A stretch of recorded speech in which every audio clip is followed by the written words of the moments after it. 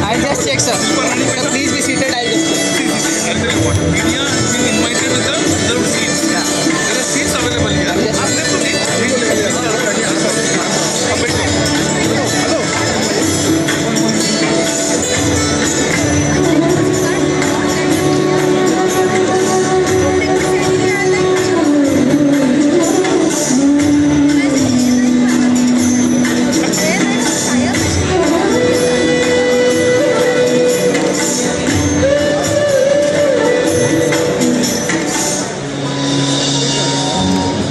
The maritime sector is integral to our economic growth.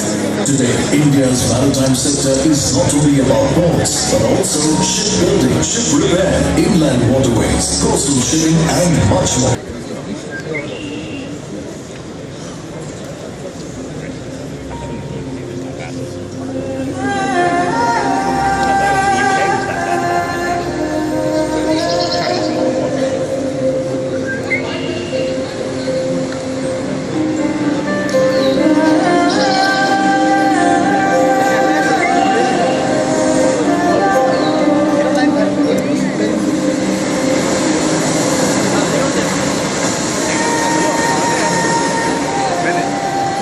अक्सर को बोला है he is coming out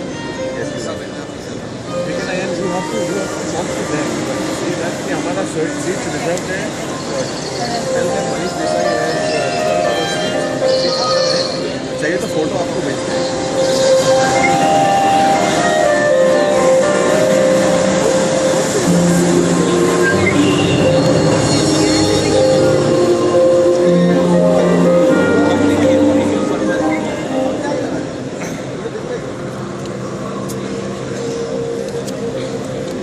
The sea has always been the lifeline for India. Surrounded by the soothing blues from three sides, the world's largest peninsular nation houses a huge wealth of maritime culture handed down by generations.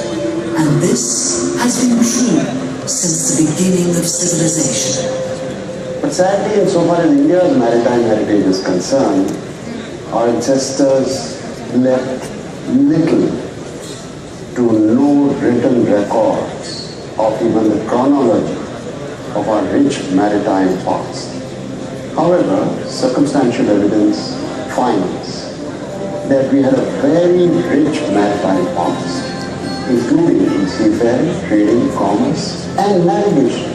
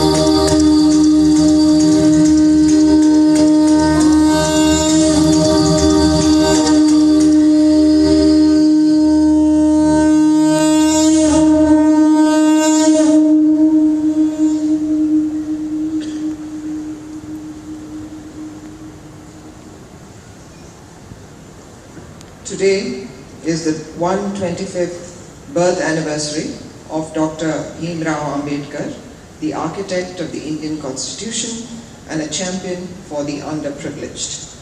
He was also a visionary and the creator of India's water policy. Honorable Minister of Ocean and Fisheries, Republic of Korea, Honorable Governor of Maharashtra, Chief Minister of Maharashtra and Gujarat, my colleagues, leaders and delegates from maritime community, dear friends, I welcome you all to the first Maritime India Summit. Today is the 125th birth anniversary of Baba Saheb Ambedkar. Baba Saheb established the Central Waterways Irrigation and Navigation Commission in 1945 and provided the vision of river navigation. It is a fitting tribute to Baba Saheb that the first Maritime India Summit is happening on his birth anniversary.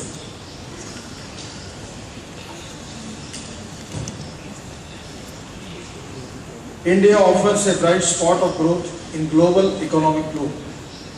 India has become the fastest growing large economy. India economy is poised to grow at 8%. Our seaborne trade has increased at twice the global rate in the last 10 years. It is expected to be thrice the global rate this decade. Last year, Indian port traffic grew by 2.5% as against global sea trade growth of 0.5%.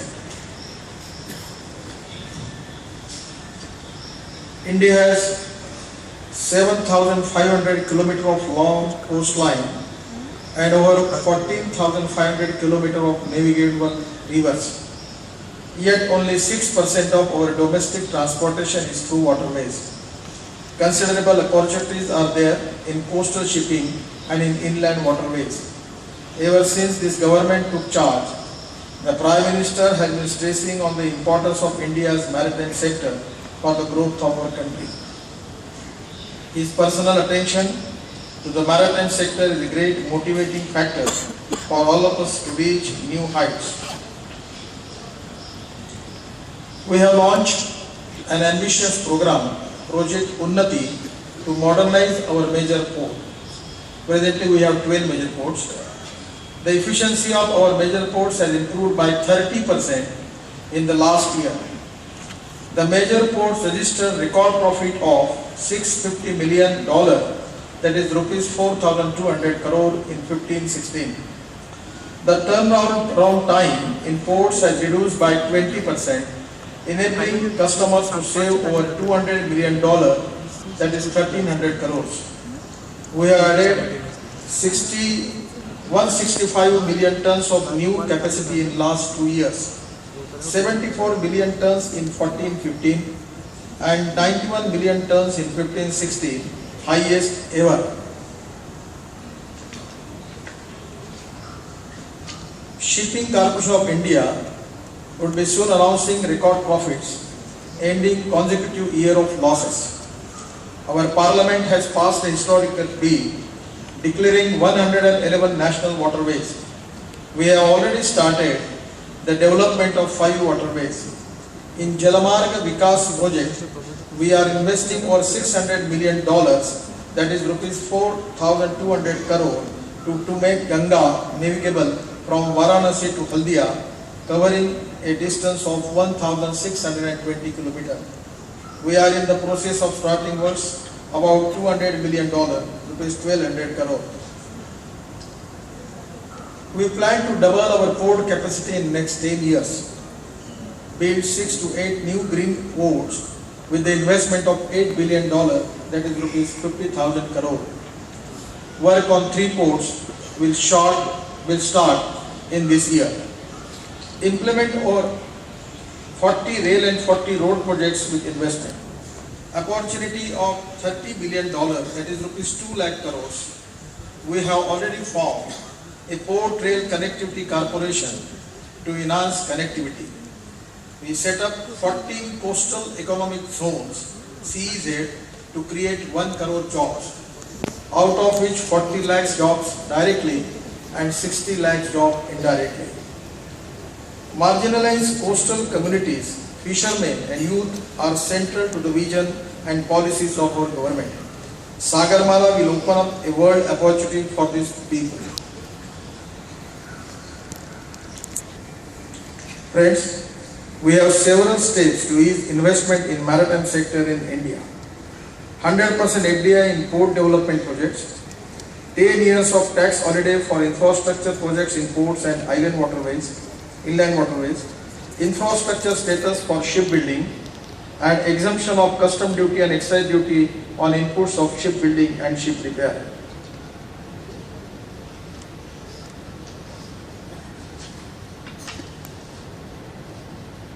I welcome you all to explore the vibrancy of our maritime sector and invest in India.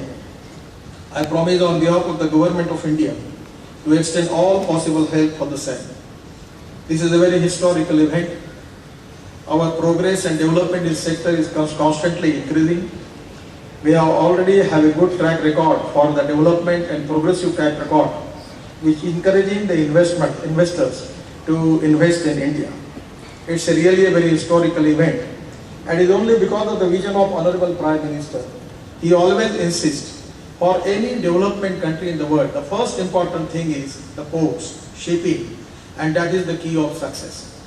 So he is a great inspirator and motivator for all of us. Today, new era is start.